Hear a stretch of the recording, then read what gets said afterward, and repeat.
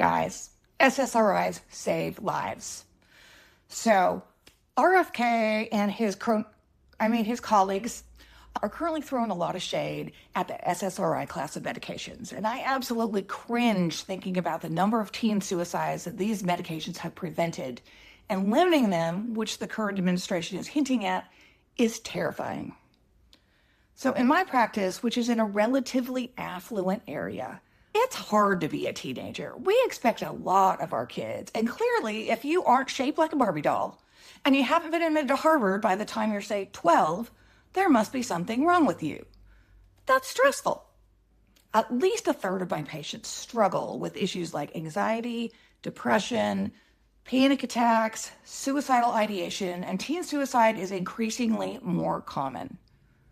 Of course, I recommend a healthy diet, exercise, I've actually written prescriptions for that, a good sleep regimen, and counseling.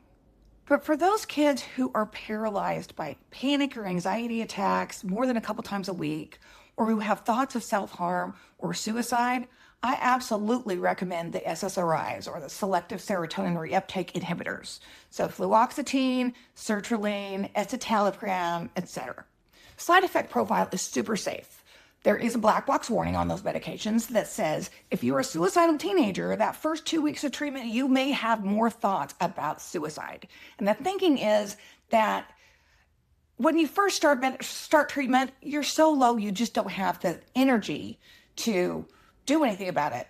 But as you start to come up, you start thinking about it maybe a little bit more. There's no more reports of increased successful suicides. And then once you're 2 weeks in, you actually start to feel pretty good, and those thoughts tend to go away.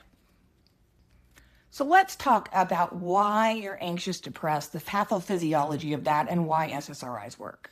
So the way your brain works when it's stressed, when your brain cells want to talk to each other, they send up an electrical signal. In order to talk to the next brain cell, you're going to release a neurotransmitter. Serotonin in particular is the one we're talking about today, which gives you a sense of well-being.